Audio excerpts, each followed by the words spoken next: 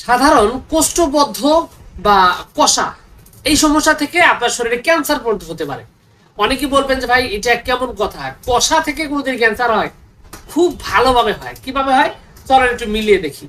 প্রথম বিষয় হলো যে দীর্ঘদিন যদি আপনার কোষ্ঠবদ্ধতা কষা যদি থাকে, তাহলে প্রথমত আপনার যে রোগটা ধরবে সেটার নাম হলো অর্শ অথবা পাইলস।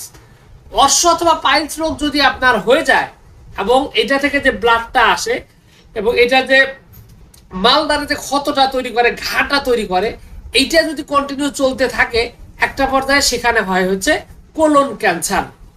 তো বুঝতেই পারছেন যে সাধারণ কষা আপনার পানি কম খাওয়ার অভ্যাস, পানি না খাওয়ার অভ্যাস, সেটা আপনার মৃত্যু পর্যন্ত করে দিতে পারে এবং আপনার শরীরের অবস্থা একদম মাটিতে মিশিয়ে দিতে পারে এবং আপনার স্বপ্নের যে আছে সেই স্বপ্নের মৃত্যু ঘটিয়ে দিতে পারে।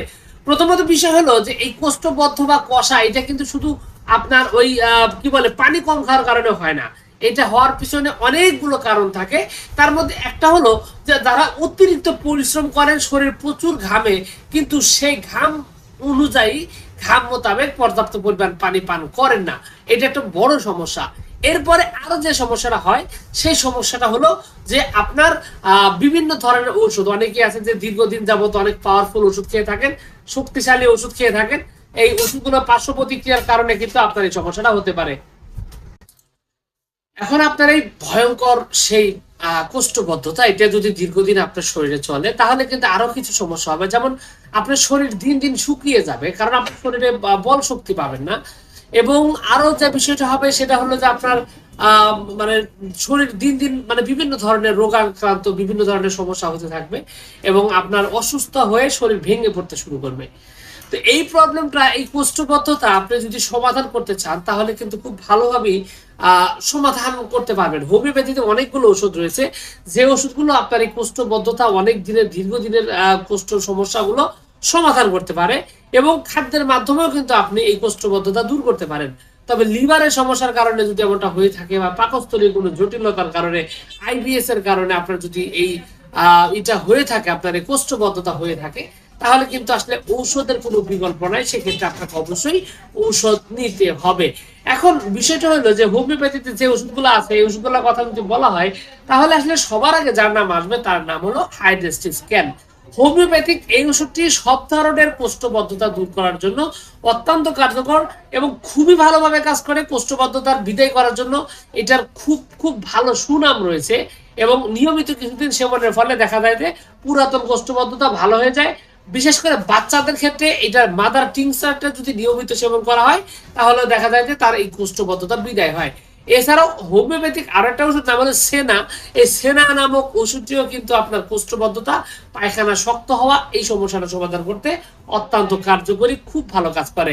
এছাড়াও যদি বলা চলে যে কোষ্ঠবদ্ধতার কারণে কারো মাথা ব্যথা করে, শরীর দুর্বল লাগে, হ্যাঁ মেজাজ খিটখিটে হয়ে যাচ্ছে, এরকম যদি হয়ে থাকে তাহলে ব্রায়োনিয়া একটা আদর্শ ঔষধ। খুব ভালোভাবে এই ব্রায়োনিয়া নামক ওষুধটি সেবন করার পরে এই শুষ্ক পায়খানা বা কোষ্ঠবদ্ধতা দূর করতে খুবই খুবই ভূমিকা পালন করে। এছাড়াও আরো কিছু ওষুধ রয়েছে, যেমন আপনারা সাইলেন্সিয়া একটা গুরুত্বপূর্ণ ওষুধ। যেমন এটার কোষ্ঠবদ্ধতা বা পায়খানা শক্ত এত বেশি যে মানে বের হয়ে আসে, এসে আবার ভিতরে ঢুকে যায়, এরকম একটা অবস্থা। মানে ময়লা বের হয়ে, মানে মলটা বের হয়ে আবার উপরে চলে যায়, এরকম লক্ষণের ক্ষেত্রে সাইলেন্সিয়া কিন্তু একটা দুর্দান্ত ঔষধ।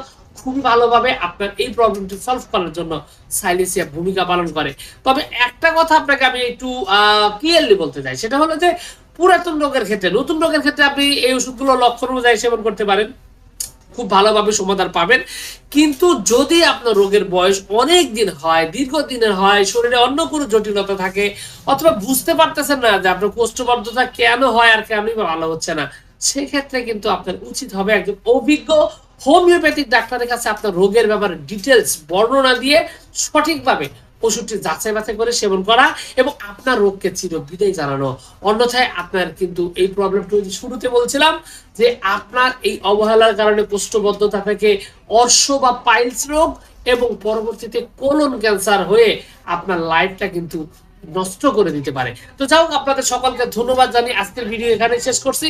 আশা করছি আমার এই ভিডিও, আমার এই তথ্যগুলো আপনার কাছে অনেক অনেক ভালো লেগেছে। আর যদি তাই লেগে থাকে অবশ্যই ভিডিওটিতে লাইক দিন, আর চ্যানেলে যদি প্রথমবার এসে থাকেন অবশ্যই চ্যানেলটি সাবস্ক্রাইব করবেন। কোনো প্রশ্ন, কোনো মতামত, কোন অভিযোগ যদি থাকে একদম কমেন্টস করে জানাতে পারেন। তো ভিউয়ার্স, আপনাদের সকলকে অনেক অনেক ধন্যবাদ। আসসালামু আলাইকুম ওয়া রাহমাতুল্লাহ।